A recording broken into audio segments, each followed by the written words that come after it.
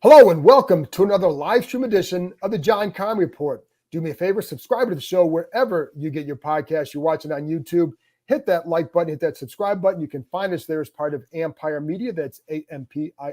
Always much appreciated when you tune in. And don't forget, you can read my work on ESPN.com. And for those watching, you can see Bram Weinstein, the voice of the Commanders, here joining me. You can listen to him on ESPN 630. So this is a draft wrap-up show. Bram, we haven't had a chance to talk a lot about the draft. So I'm curious what you thought.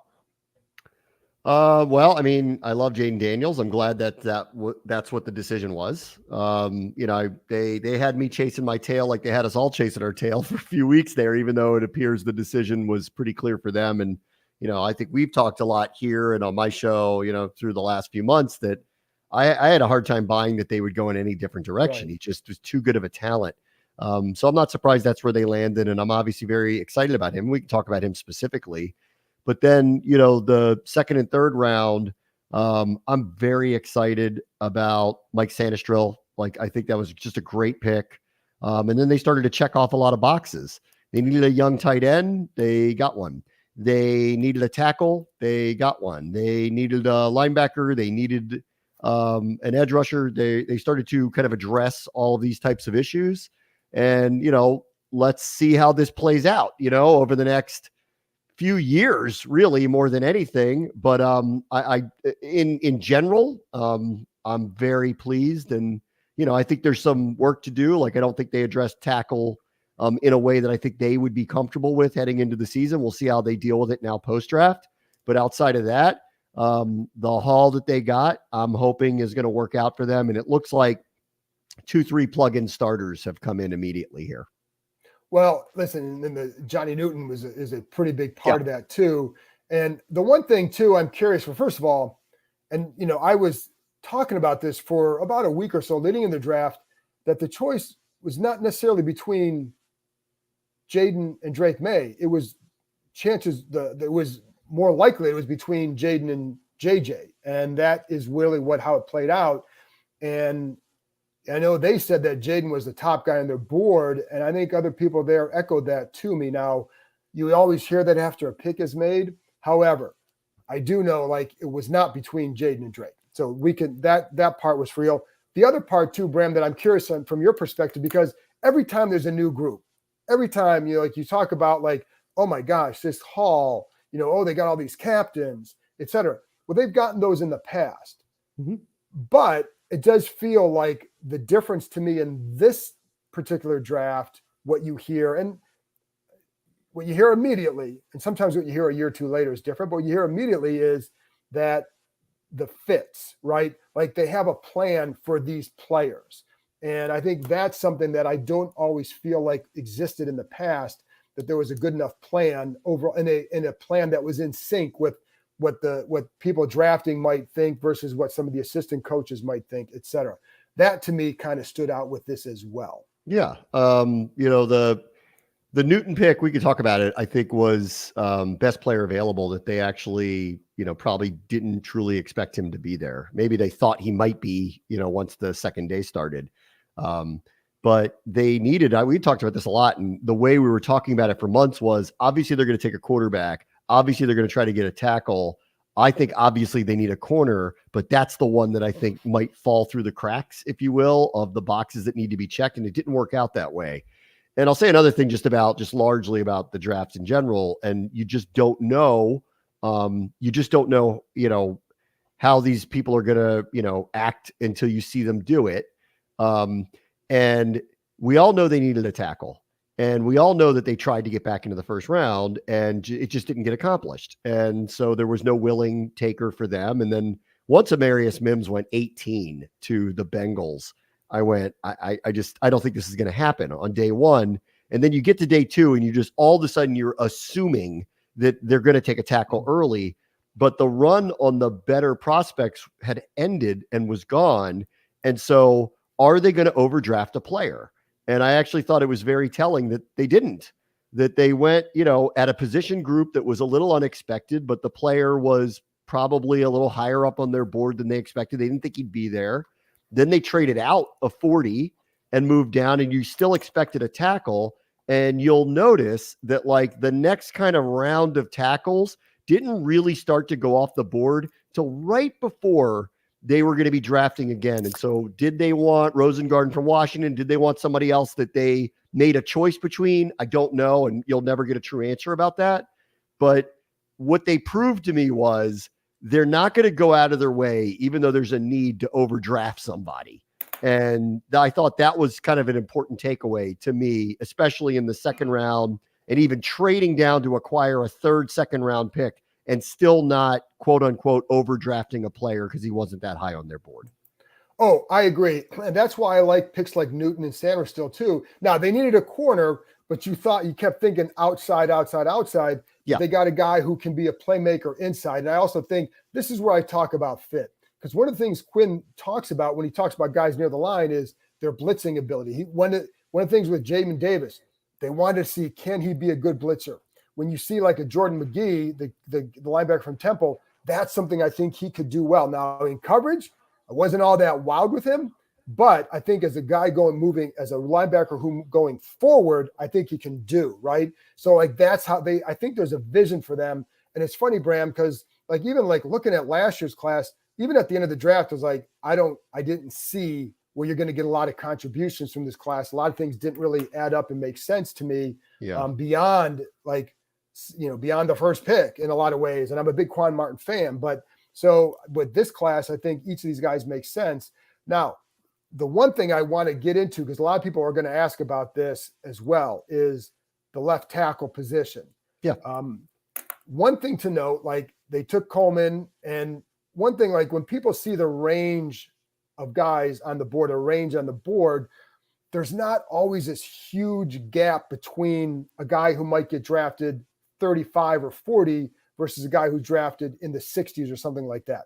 The gap is much closer than you probably realize in a lot of cases. I think in this tackle class, that's the case. I don't know if Coleman can be their starting left tackle. That's what I don't know. And I do know that Cornelius Lucas is a good backup who could come in and start. I want to see the kid on the field because you don't know, but what's your thoughts on that position and how they have addressed it? Well, I think that, like they weren't trading out of number 2. The hope was there'd be, the board started to fall the way I think a lot of us expected it to. There'd be a lot of quarterbacks, a lot of wide receivers. At some point, somebody would take a defensive player and that would start a run there. And I think the hope was that one or two of these many really high-end prospects at the position that they needed would fall into the 20s. And at that point, they would then have the possibility of moving up to get one of them. And that's why I mentioned Amarius Mims. Not that I know whether they wanted him or not, but his name going off at 18 told me everything I needed to know. The players that they might target aren't going to get there. So the tackles went, not only was there a run of them, there just was the really good ones went as high as most of the mock draft pundits thought they would. So this put them in a situation. The only player that fell into the 20s that I felt was a viable name was the tackle from Arizona, whose name I'm forgetting now, that went to Green Bay, and he went around 25 or 26. And again, this is without knowing whether they liked him or targeted him. But once that was gone, it was going to be very, very, very difficult for them to accomplish this. And then now we get to day 2 and you start asking the questions, are they going to overdraft a player because they have the need? And they didn't do it. And I thought that showed a lot of restraint, a lot of discipline, but I think they know they have to address this. And hopefully the third round pick is someone that they can, they can become a starter whenever that will be. My expectation is they will sign a tackle, a veteran in this next wave of free agency, and he'll come in and compete for this job. And, this also goes back to, there were a lot of holes to fill. You only have so many draft picks. And I think they wanted to fill this. It just didn't happen. So they have to reverse course. And I said this last year, I'm like, this team screams taking a left tackle with their first round pick. Well, everything changed. They went in a different direction and they had too high of a pick to think of it that way. Next year screams taking a left tackle with their first round pick. I just think this year they're going to have to figure out a way to bridge through with veterans, or the hope is the 3rd round picks ahead of the curve. Right. And Mims was a guy that I think they felt might slip through the cracks a little bit, that I think really would have tempted them big time to move up. The other problem with moving up too is nobody wanted to move back. Like I was told Friday morning, nobody wanted to move back more than 3 or 4 spots, and certainly not to 36.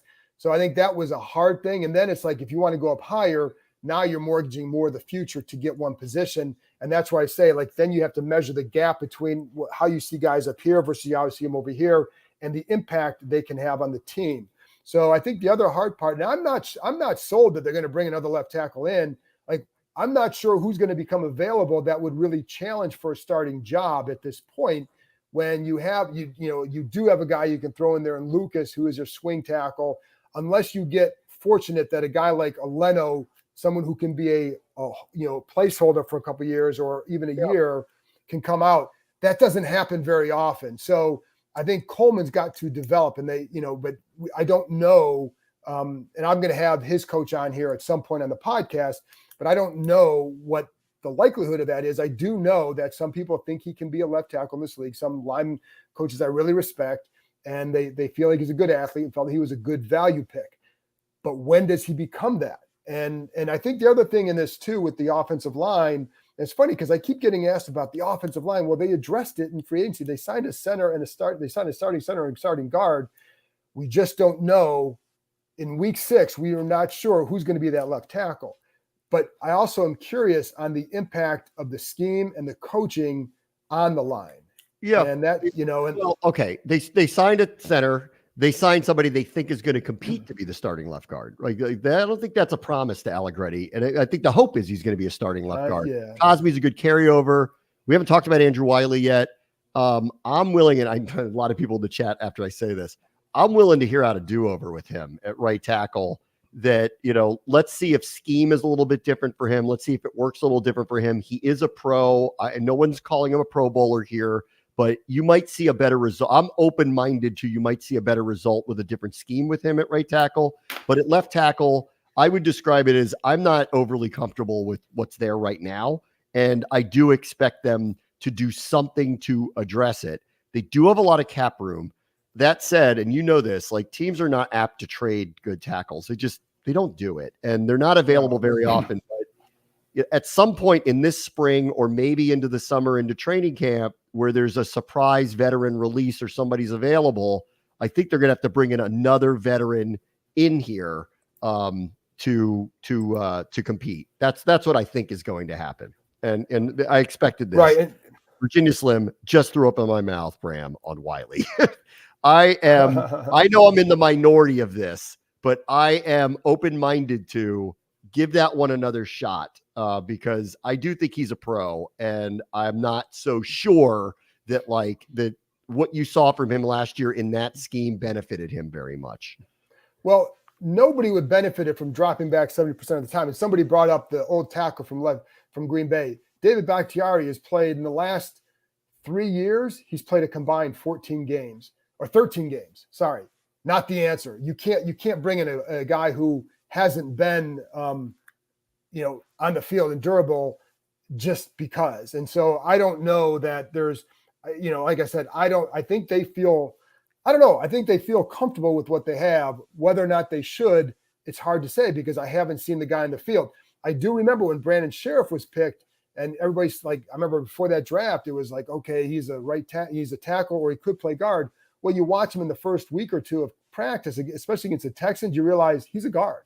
So I don't know that with Coleman. I think it sounds like he's a good athlete. And when you watch him, he's a good player, but what position? And so the other thing too, is when you bring up like Ben Sanoot, the tight end, when you watch him play, like, he's going to help that line as well as an extra blocker. So that's why I say there are things I'm still curious about with the line. And like, the line there were other issues instead of just the line. And some of it was coaching. Some of it was a young quarterback who needed more help from coaches, from the line, et cetera, and from himself. But I think that Sanoot, when you watch him block, Bram, he's going to help the run game too. And Sinut? Is that how you pronounce his name? I thought it was Sinnott. Sinnott. Well, Sinnott. Well, then it's Sinnott. Sorry, Ben is Ben. So Ben. Sinnott. Yeah, you're right, Sinnott. So my bad, Ben. But when you watch him play, he's going to be a good blocker. Like that's what he does. And so I think like that's something to watch as well. Like how those guys can help the line as well. Look, just think about this for a moment. Okay. They've signed, I don't know, was it 20 free agents, somewhere in that neighborhood? They just drafted 9 players. They brought in a bunch of undrafted free agents. We'll see what happens with them. I mean, they're staring down, 30 plus different faces on this team. And in a salary cap era, guess what? Nobody has a complete roster anymore. So there were going to be holes, and I'm going to find this one comment from Amy, who said this. Why is it always that they're 2 or 3 years away? That's been said for years. Why can't they win this year like the Texans did? It's always 2 to 3 years away every year. I agree that Washington's actually a wild card here based on Jaden Daniels. Like if he is ahead of the curve, we might expect some different results this year if our division is willing to comply. Remember that part of the Texans thing too. The Colts lost Anthony Richardson, reset year. The Titans were in a reset year. And the Jaguars underperformed, which helped them get to the place where they got to. Is Washington in a situation where Philadelphia and Dallas are going to be very average? I think that's hard to know. And Washington's a wild card here because I have these visions of Jaden Daniels having a CJ Stroud-like start to his career too. And I hope that you're right about that. And I hope they get off to a good start. But the larger point is, and the Texans will tell you this too, they had an incomplete roster last year. They just kind of got off on a really good start. I'm hoping this happens too, but we have one just like everybody else, and left tackle's part of it. So to think that they were going to fill every hole, considering how much they did to reshape the roster, I think is being a little overly optimistic about the job that could be done. And largely, and this is obviously biased, but like largely, I think they've done an unbelievable job baselining the roster and what they've done to this point, but they're not complete. And I don't think they would tell you they are, honestly, heading into the spring now. No, not at all. And to be clear, like, I don't know how far away they are because, again, we don't know the impact of the coaching. I mean, it's like, I think that defensive staff will be really good. And I think this defense, I expect it to be much improved. So I think that's the hard part to know is we can all see the roster and the players, but what's the impact of the coaching on these guys? What's the impact of having a new defensive backs coach and system for Benjamin St-Juste? How does it help Emmanuel Ford's development? I don't know those answers yet, right? So I think that's something that's going to be seen too. And, to be clear, when I'm talking about, Ben Sinnott, I'm not saying he's enough to make up for a left tackle. But what I am saying is he can help the line in the run game, and you can mitigate some other issues as well in that. And we don't know, nobody on here knows what Coleman can do. Like just Googling and watching a couple plays on there is like, I don't know. And all I know is that they draft him to play it. I want to see him play it before I make up my mind whether or not he can. I do have questions about everything with that, as you should, because we don't know. And he wasn't a top pick. But again, when you're needing a lot of guys, the best way to get better is to draft good players. And if you think Newton and Sam are still your guys in that round, then get them, because that's how you get better. And so I'm okay with that. The other thing is someone brought up DJ Humphries. DJ Humphries is coming off a torn ACL. So I don't think he's going to be the answer either. So I think that's what I'm saying. It's hard to find guys at that spot. They have someone to else make said it work. David Bakhtiari. Someone else said David Bakhtiari. That's what I said. And he's barely played over the That's last year. Serious knee injuries. So, I mean, that to me is a total risk. If he'd be willing to come here, you bring him in. My expectations would be low because physically he's been able to perform a long time now. And this is a tough position. It's a hard one to get. People typically hang on to them. They're hard to acquire, but I'll stick to my guns here. I do believe they're going to acquire another veteran one way or the other at some point. I don't see how they're totally comfortable with the setup as it is right now. I don't know. And I don't know, how do you acquire that veteran? Who's worthy of that to give up a pick to do that? That's the hard part. Now, if you go out and if it's a release, then you're still getting a guy who was released, and you don't give up good left tackles very often, right? So I think that's going to be that to me, Bram, is the hard part with that. And I think that's something. Listen, if it comes available, that's great. I don't know that it will. And the other thing is with the Texans, and someone else also brought up that the Texans played in a different division. Like, this is a really good division. So Yeah. I don't know. I'm not expecting a Texans-like rise just because this division's really good. And if they have that, then more power to them. But I just think it's hard to. I wasn't anticipating what Houston did last year. I wasn't anticipating Jacksonville kind of laying an egg down the stretch. But but anyway, that's to me they're good. But I think like it's funny because I talked to D'Amico Ryans at the owners' meetings about that. Like, why did you guys work? Like, what turned it around for you? And first of all, you get the right quarterback with the second pick. Second of all, as he said, like, this is gonna sound Joe Gibbs like, but you win with people, right? And like they felt like they drafted some. They also had Will Anderson from the year before. They drafted Tank Dell. They had some really good picks that hit. You can get that. You can make a big improvement. Whether or not they make the playoffs and win, whatever they do, I don't know. But you can take a big step. Now, the other one, Zach wants, so could you see him trading Allen for a tackle? No. I don't. No. And here, let me go first on that real quick. Part of it is that they're very big on building up the middle. And you now have two really good tackles, and you improved your linebacker situation. They feel like they've improved their safety situation. I don't see them weakening that, and I don't know. I'd have to explore what teams who would be wanting to do that, to trade a left tackle for a guy that, could be in Allen's situation. I would have a hard time seeing that, but I have a hard time seeing them make that trade as well. Newton could be really good, but I think there's nothing wrong with having three tackles who can pressure the passer. And that's what he does. He's different than Mathis too. I'm going to tell you no on Allen. And I'll tell you why, just from what I've heard, being around the team lately, he's locked in. Yes. And they love him. And if you go ask Dan Quinn about, uncertainty about him, he'll look at you sideways. Yeah. He's not going anywhere. He's still part of the future. He's back locked in. And I've only heard like he's re-energized about this whole thing and they want him here. So that ain't happening. Like the whole John Allen is upset and all that stuff is a thing of the past with this group. Right. And I've been saying that for a while, that he's not sitting here upset about anything. I think for him during the season, who wasn't upset?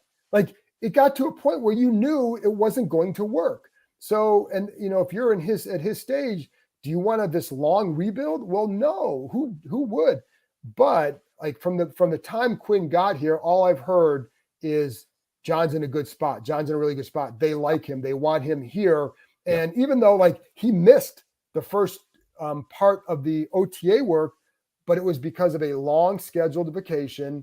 He had been there already working out. The coaches were familiar with him. Like it was not, like he would, when he made this trip, you weren't planning on having to be there in early April. And it was a trip that cost a ton. And he had already been there, right? And he's already back there. So it wasn't an issue for them. So anyway, he's in a good spot and they're in a good spot with him. What role do you see the rookie D tackle Johnny Newton playing? I mean, to me, he's a guy who's going to be, I could see him being the third tackle, Bram, based on what I've seen in him in college and what they think of him. I could see him being they rotated those guys a lot last year, different group. And I think with Quinn, I could see him using him in some way a lot. And maybe you get to some more 5 D-line sets where you can cause some pressure with 3 guys who can rush the passer with him, Allen, and Payne. So what I liked with that pick is how Peters asked Quinn, hey, can you get him on the field? Like, of course, right? You'll find a way because he's a good player. So I think they have this is what I'm saying. I think they have a plan for these guys. I think for him, it's to get him in there. You can rotate them, but he can rush the passer. You get those guys in the field, especially a guy like Dan Quinn. Like that's what he wants. So I definitely see him again, without seeing him on the field yet, what we know right now, I could see him having a good role with this defense. Yeah. What about you, Brad? For me, like, I think this is one of those where I don't think they intended to draft him. I just think he was too good of a prospect on their board once he was there and they just couldn't pass him up. If you go watch him at Illinois, he does move up and down the line a little bit. And there was one thing that happened at the end of last year that was noticeable about the line, but was effective, was Deron Payne moved outside sometimes, not often, but did, and actually was effective from the edge at times, kind of reinvigorated him. And he started having some, people forget because the record was what it was. But he started to become much more effective that way. So I think this offers this unusual 3 defensive tackle alignment where you have specifically athletic defensive tackles like Newton and Payne, and it gives them options. I'm with you that I don't know what it's really going to look like, but I do think there are some interesting options with those 3 on the field together now. Absolutely. And, so I got a couple more here. Dr. Wonderful. Any chance they return to Leno, or has he retired? No. He ended up having hip surgery. I don't think he's going to be ready. And my own guess is that unless something changes, I think he's done. And I think because he even said on the podcast when I had him on that, maybe during the season, if something happens and, the right situation arises, that's not a solution for these guys at this point. So no, and now we're going back to what it was that everybody said they wanted to get away from anyways. So everybody's talking about these injured guys. Like that's not the answer. And that's why, and as others have pointed out, it's not like Coleman hasn't played left tackle. He has. The question isn't so much, did he play in college? What can he do in the NFL? And there are definitely some people thought him as a tackle, some as a guard. So that's why I want to see him as a tackle, see what he can do. I think he can be a good player at one of those spots. They clearly think he's a tackle. So that's what we know. 2 more names before we go. And SCA said, De'Ami Brown's been underwhelming. Could Luke McCaffrey challenge for his depth chart spot? Different McLaurin, Dotson, Crowder. I think Zacchaeus right now. That would be 4. McCaffrey 5, assuming all things go well. De'Ami Brown would be 6. 6 receivers, pretty typical. Till I hear otherwise, I don't know. Again, he's a name, a carryover that we don't know how they feel about him, but let's see. Let's see. One thing, there's 2 things I know. One, De'Ami Brown is very fast, and they want to throw the ball deep. Now we've heard that before with him, right? I heard last year, he's a great fit for that system, and then it's like, it didn't really happen.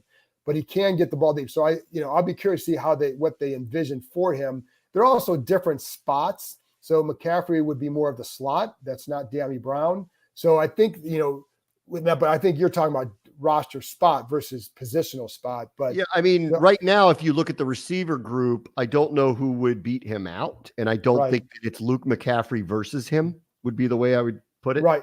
That's how I would say too. And I think, so I'd be curious to see, because Crowder is more the slot. And I know he's returning, but that's one thing. Someone else wanted to talk about, people forget about Ricky Stromberg and Braden Daniels from last year's draft. No MV, they have not. That's the problem. That's why they're in this spot. Now, I will say, Ricky Stromberg, and you heard Leno say this if you listened to him on the podcast here, that there were guys in that room who felt like he should have been starting at center. And last year, before he got hurt. So I think, I'm curious to see how he develops, but they obviously signed Biadasz for a reason. And because they don't know. I don't know what they thought about Daniels last year. That group thought about him before the draft. But I do think I'm curious to see how he develops. Daniels had a long way to go. So if he develops, fine. But he looked like he had a long way to go. I would not count on him doing that. And so I don't think people have forgotten about him. I really haven't heard him mention him much at all. Doesn't mean he can't develop, but I would not count on that. And again, they drafted Coleman because they knew they needed a left tackle. Now, could he develop into a backup? Maybe. We'll see. I mean, again, give him a chance to improve, but he did not show anything last summer to suggest that in the next year he would be the guy that could ascend to that role. That would be my take. So the only other name that I want to bring up, because I just haven't brought it up, is I'm also excited about Dom Hampton out of Washington. Yes, I like him. He's got the traits, the look, the feel, violent, long arms, fast.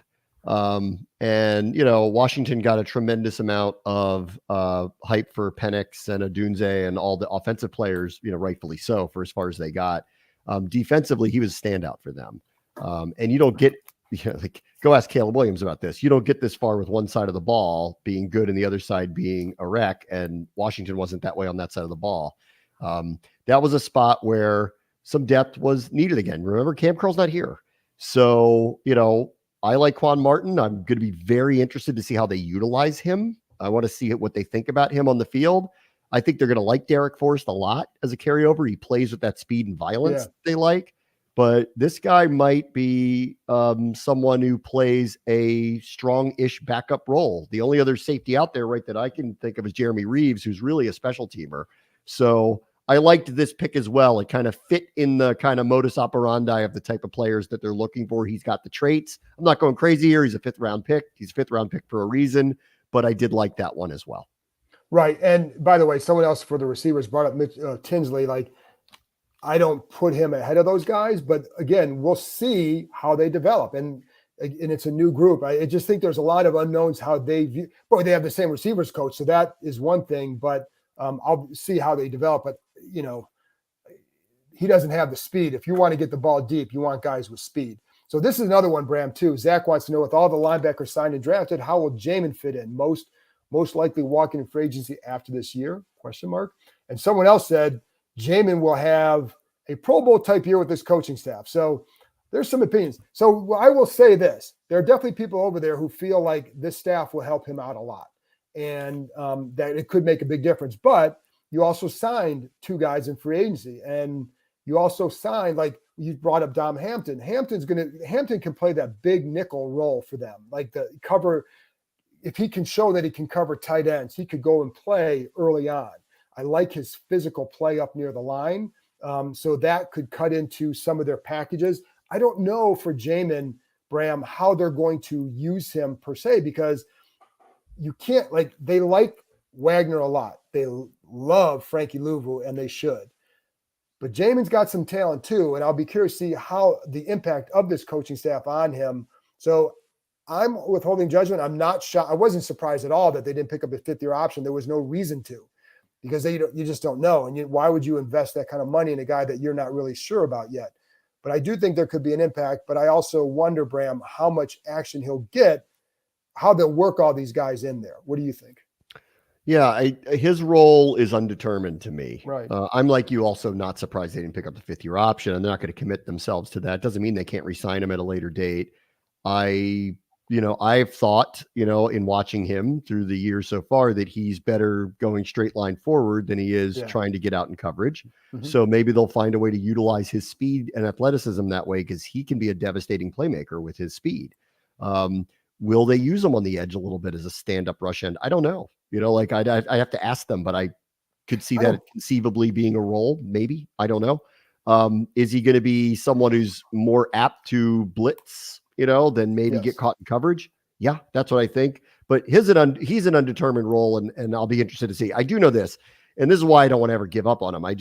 He's such a tremendous high-level athlete that if someone can get, flip the light bulb on for him and find the spot where he can be successful, then he's an asset.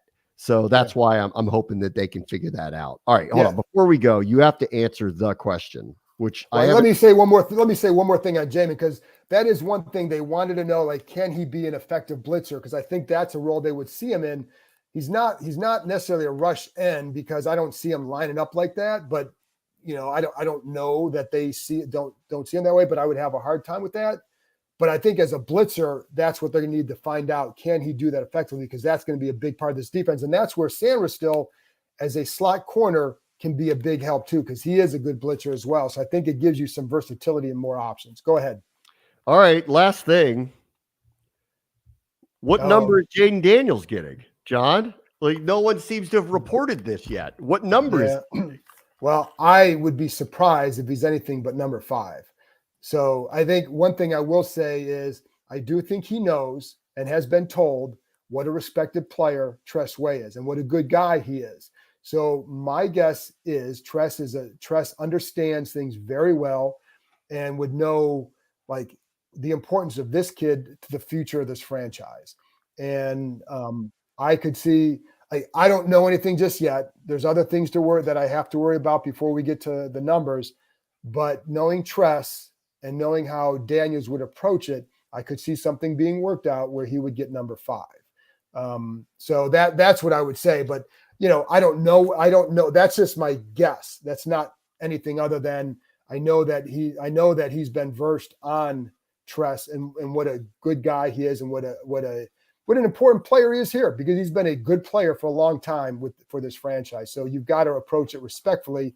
And I think he will. I think one of the things, Bram, too, from the press conference last week with Daniels, he certainly seems to understand the history and this organization's place in the game, et cetera, and what it means to the city. I mean, he's a football junkie. I think that's one of the things that in talking to a lot of people about him, he's a football junkie. So I think whatever happens with it, it would be approached with a lot of respect for Tressway. Good. Join the club. I'm a football junkie too. Can you play quarterback? No. You play left tackle. You don't. I can't play left tackle either. I've seen your kick step. It ain't pretty.